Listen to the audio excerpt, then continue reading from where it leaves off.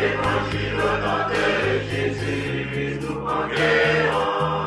Nous sommes guerriers pour l'évangile. Évangile au nom de Jésus, nous conquérons. Quelle que soit la nécessité, Nous conquérons. Au nom de Jésus, nous conquérons. quelles que soient les épreuves, Nous conquérons. Au nom de Jésus, nous conquérons. quelle que soit la nécessité, Nous conquérons. Au nom de Jésus, nous conquérons.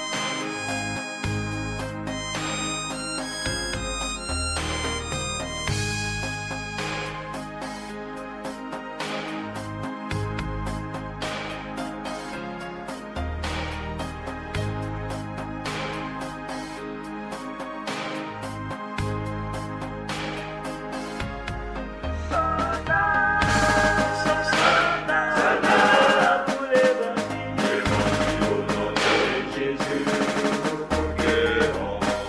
Nous sommes guerriers pour l'évangile. Évangile au nom de Jésus, nous conquérons. Nous sommes vaillants pour l'évangile. Évangile au nom de Jésus, nous conquérons. Nous sommes soldats.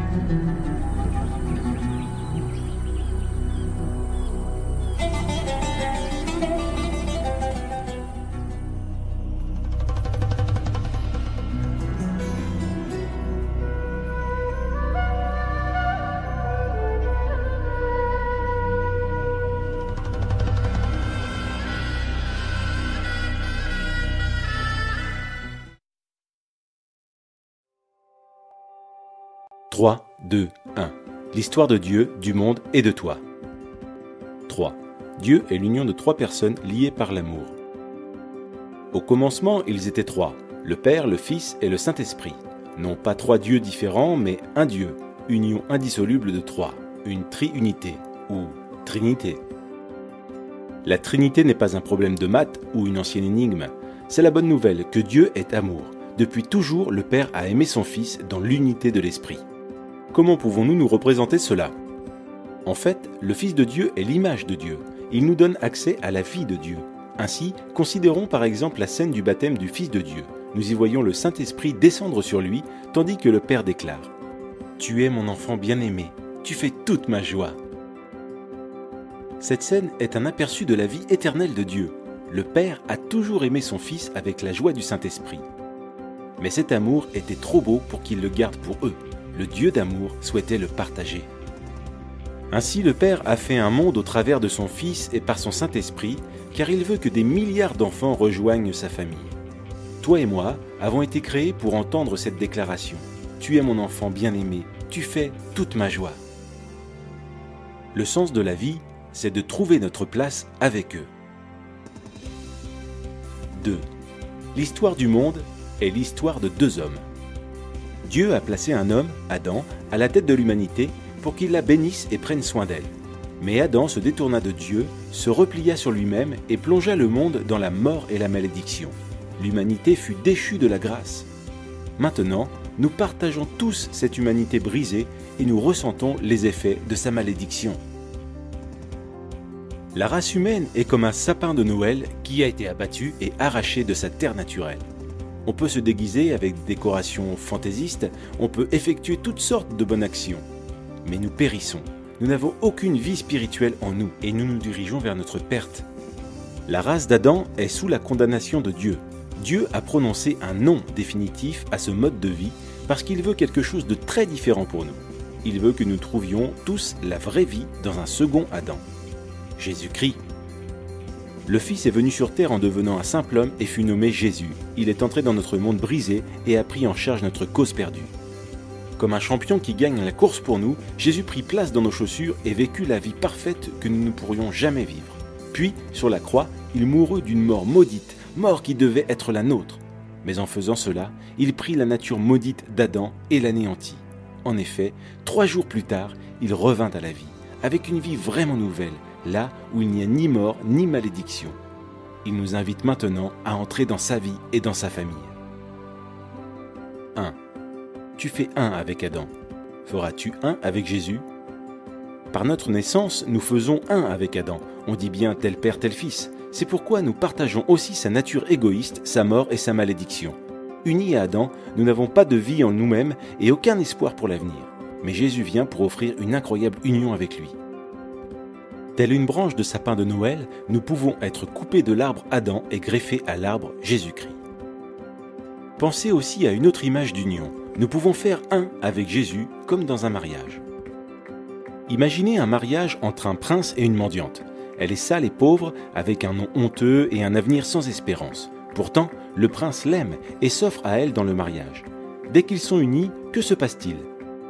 Le prince prend toutes les dettes de son épouse et elle reçoit toutes les richesses de son prince. Il couvre son nom honteux et lui donne son nom. Elle est invitée dans sa vie, sa famille et son héritage. Grâce à son prince, elle peut appeler le roi papa.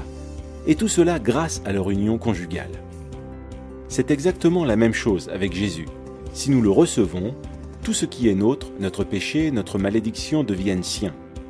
Il paie le prix de tout cela sur la croix. Et tout ce qui est sien, sa justice, son héritage, deviennent nôtres. Si nous faisons un avec Jésus, dès maintenant nous sommes adoptés dans la famille. Son esprit devient notre esprit, son Père devient notre Père. Nous appartenons à ses frères et sœurs dans l'Église, nous prions le même Père et l'entendons exprimer son amour pour nous par ses paroles. Tu es mon enfant bien-aimé, tu fais toute ma joie. Ce sont nos privilèges maintenant, et quand Jésus reviendra, nous participerons aussi à sa vie physique et immortelle. Il ramènera nos corps à la vie et créera un monde nouveau, juste et droit. Ce jour-là, Dieu jugera le monde, confirmant à jamais son non à Adam et son oui à Jésus-Christ. Tu fais un avec Adam, mais il n'y a aucun avenir dans cette vie-là. Cependant, les bras tendus vers toi, Jésus te lance une invitation. Il s'offre à toi, te donne sa vie même, sa famille et son avenir. Il est à toi si tu veux l'inviter dans ta vie. Fais un avec Jésus. Les 3 t'invitent dans leur cercle d'amour. Les 2 déterminent le monde. Veux-tu faire un avec le Fils de Dieu ?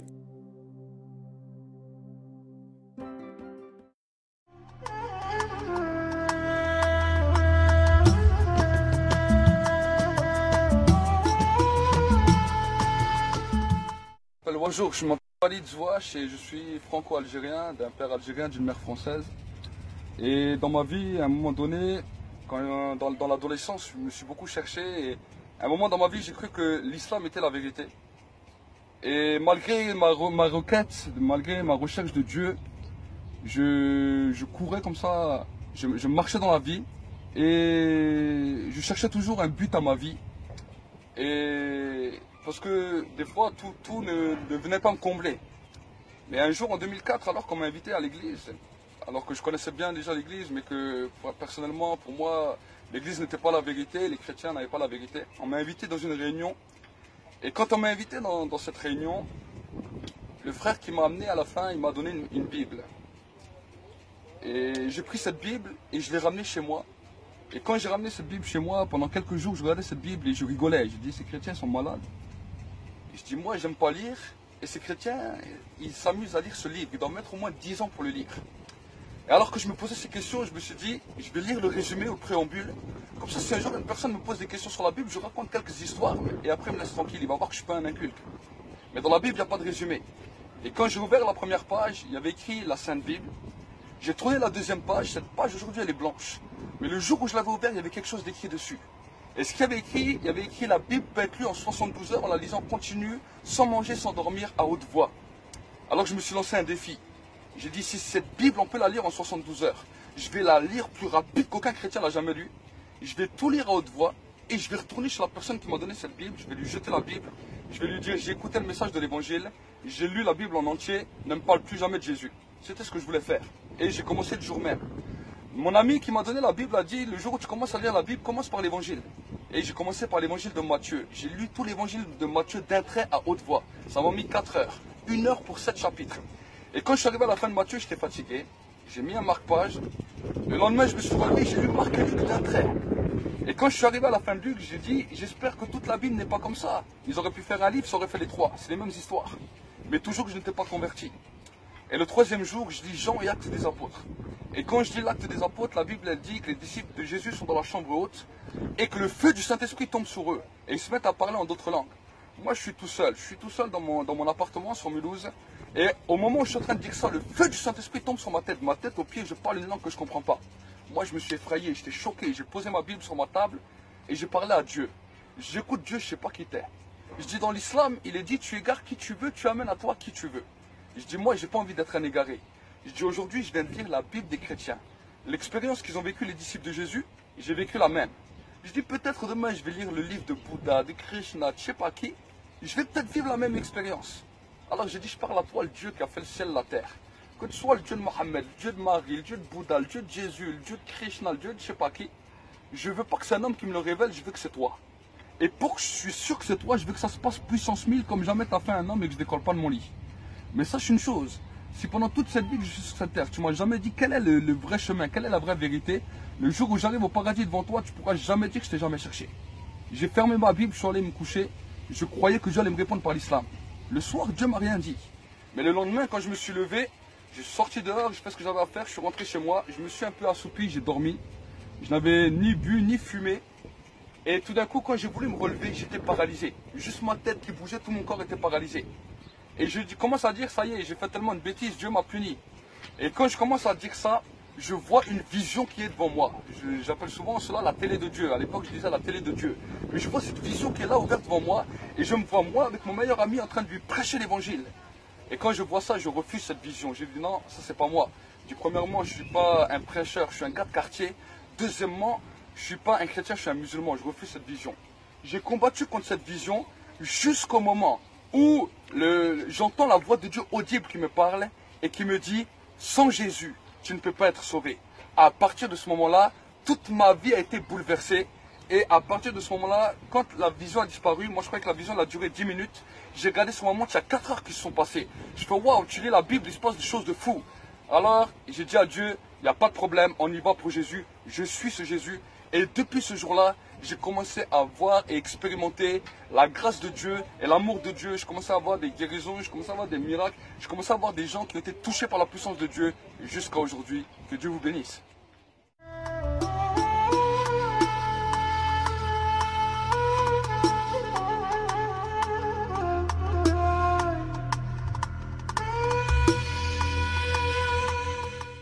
تربيت في عائلة سنية محافظة.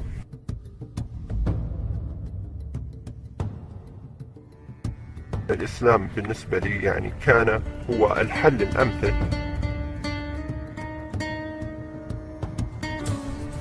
فكرة الإمام السيد المسيح لم تكن تخطر على بالي.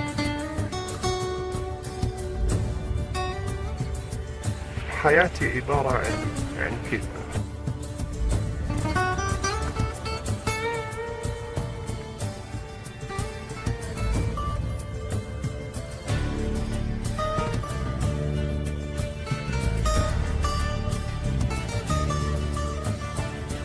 لم أكن في حقيقة الأمر أبحث عن المسيح بل المسيح هو الذي بحث عني، هو الذي افتقدني. في عام 2007 تحديدا بدأت أعمل في أحد المجالات، وكان في تلك الفترة في هذا المجال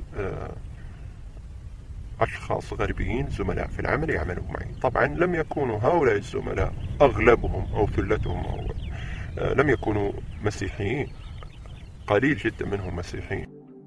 لاحظت فروقات كبيرة بين تعامل هؤلاء الأشخاص، المجموعة الصغيرة الذين يؤمنون بالسيد المسيح، مختلفين تماما عن الزملاء الغربيين الآخرين.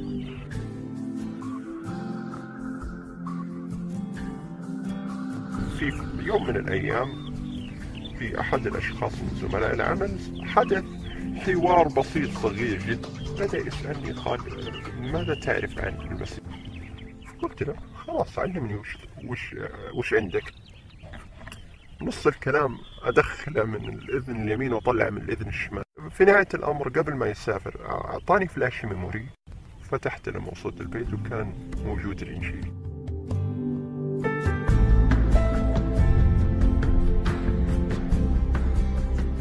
تقريبا 6 أشهر أصبحت ضائع، لم أكن مسلما ولم أؤمن بالسيد المسيح.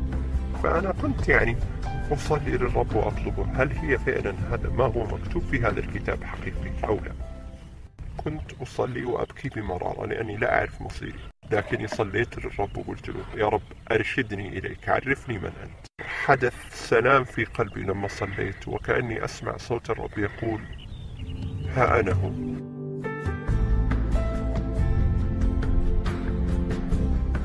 الرب يسوع المسيح وضع في طريقي أشخاص يعلموني الكلمة، فدرست الكتاب معهم. بعدها الرب فتح قلبي وآمنت به. الرب يسوع المسيح أتى إلى هذا العالم كي يخلصنا بنعمة وفضل. الرب هو الذي استطاع أن يجذبني إليه، اختارني لكي أكون من أتباعه. أتمنى صلوات الجميع لمن يسمعني أو من يراني، أهلنا وبلدنا السعودية، نصلي من أجلهم كي يعرفوا الحق. هم يريدون أن يرضون الله، لكن مع الأسف الشديد لم يوفقوا في الحصول على رضا الله.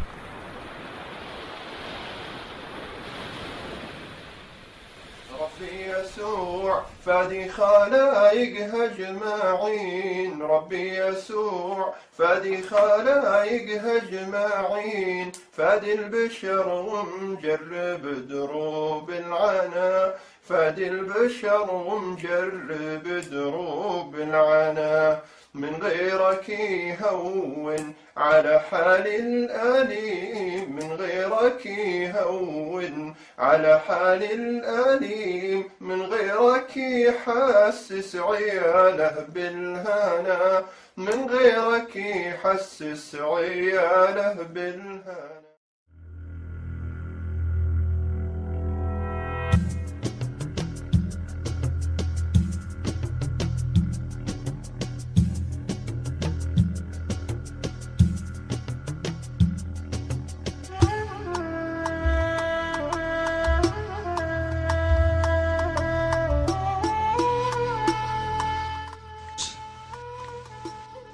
Que les islamistes font très bien. Actuellement, les chrétiens d'Égypte bénissent le Seigneur pour l'État islamiste. C'est parce que l'État islamiste actuellement est en train de montrer vraiment ce qu'est véritablement l'islam. Comme cela, les chrétiens se différencient totalement de l'islam. Ils montrent leur vrai jour, véritable jour. Religion de haine, un islamiste, il vit dans la peur, continuellement.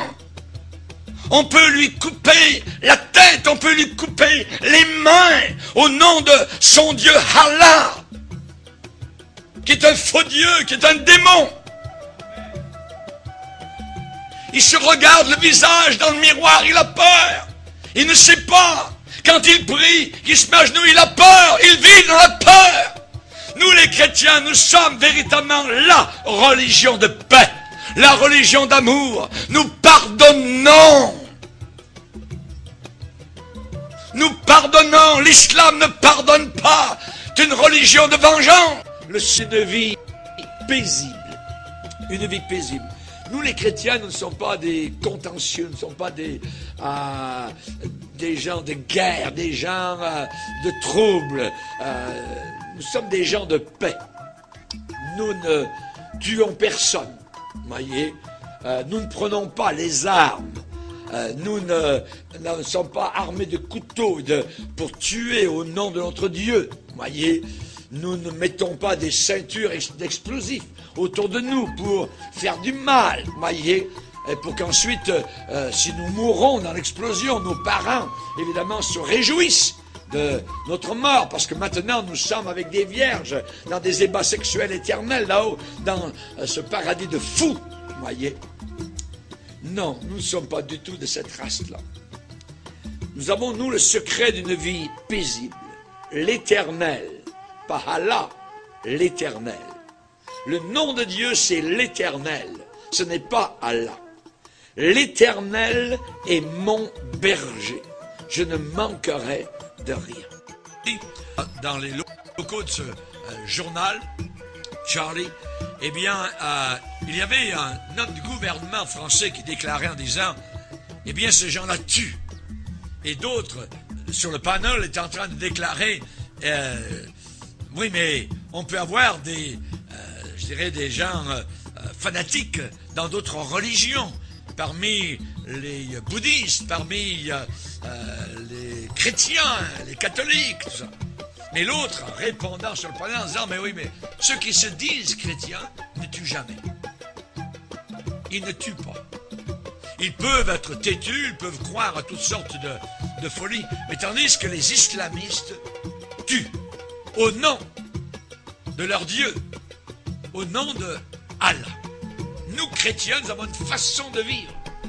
Et lorsque des musulmans lisent la Bible, ce qui leur est interdit normalement, arrive à Matthieu chapitre 5 où Jésus dit « Aimez vos ennemis. Priez pour ceux qui vous haïssent. » Le musulman est totalement étonné devant ce que Jésus demande. Parce que dans son livre à lui, nous le verrons durant la conférence, la fameuse conférence, et elle va être sur Internet, ça s'appelle le Coran et le Christ. Ceux qui nous écoutent actuellement peuvent aller voir donc sur Internet le Coran et le Christ, et vous allez voir donc ce que le Coran déclare et ce que la Bible déclare. Si vous descendez dans le Coran, vous descendez dans un enfer. Quand vous lisez la Bible, vous prenez une bouteille d'oxygène céleste, de pardon, de libération, voyez. Alors que l'intégrisme islamiste, eh bien, assujettit des peuples entiers sous la férule des démons et de Satan.